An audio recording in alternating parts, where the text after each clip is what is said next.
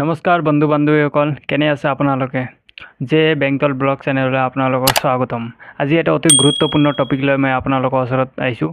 আজিৰ টপিকটো হৈছে যে অসম চৰকাৰে দিয়া কিছুমান গুৰুত্বপূৰ্ণ পদবীসমূহৰ চাকৰিৰ ক্ষেত্ৰত এটা নটিফিকেশ্যন ওলাইছে। সেই নটিফিকেশ্যন লৈ আহিছোঁ মই আপোনালোকক গুৰুত্বপূৰ্ণ খবৰ। যিসকলে অসম আৰক্ষী আৰু 3rd গ্ৰেড 4th গ্ৰেডত চাকৰিৰ বাবে আবেদন কৰিছে তেওঁলোকৰ বাবে গুৰুত্বপূৰ্ণ খবৰ। এই খবৰটো হৈছে যে আমাৰ CM ছাৰে এটা গুৰুত্বপূৰ্ণ নটিফিকেশ্যন জাৰি কৰিছে যে হিমন্ত চৰকাৰে 3য় আৰু 4ৰ্থ বৰ্গৰ কৰ্মচাৰী আৰু ৰাজ্যিক উপ আৰক্ষী পৰিদৰ্শক কনষ্টেবল এইবিলাকৰ কিবা ফিজিকেল টেষ্ট আৰম্ভ কৰিব অক্টোবৰ মাহত হ'ব।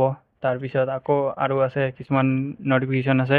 অসম পুলিচ 6434টা পদৰ কাৰণে 3rd অক্টোবৰৰ পৰা ফিজিকেল টেষ্ট আৰম্ভ কৰিব আৰু ADRE এক্সামৰ 3rd grade 4th গ্ৰেডৰ 3rd grade আছে পোষ্ট আছে 7,500 আৰু 4th গ্ৰেডত আছে 4th গ্ৰেডত আছে আপোনাৰ 4,500। এই পদসমূহ অতি সোনকালে এই বছৰৰ ভিতৰতে পূৰ্ণ কৰিব বুলি নটিফিকেশ্যন জাৰি কৰিছে।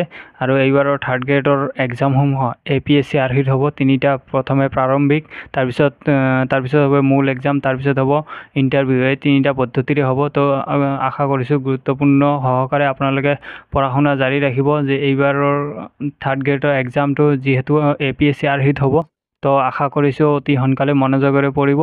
আৰু যিসকলে অসম আৰক্ষীৰ কাৰণে কনষ্টেবলৰ কাৰণে দৌৰি আছে এইবিলাকে দৌৰা আৰম্ভ কৰক অতি সোনকালে, যিহেতু 3rd অক্টোবৰৰ পৰা ফিজিকেল টেষ্ট আৰম্ভ হ'ব।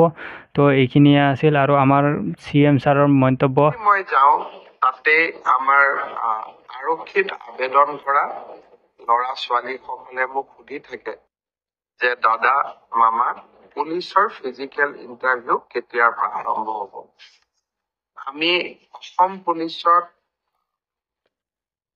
6,434টা পোষ্টৰ বাবে আবেদনৰ প্ৰক্ৰিয়া আৰম্ভ কৰিছিলো আৰু আজি আমি সিদ্ধান্ত ললো যে অহা 3 অক্টোবৰৰ পৰা পুলিচৰ ফিজিকেল টেষ্টসমূহ আৰম্ভ হ'ব।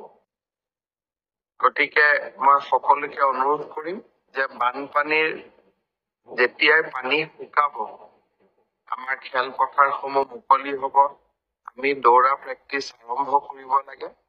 কাৰণ 3 অক্টোবৰৰ পৰা অসম আৰক্ষী ফিজিকেল।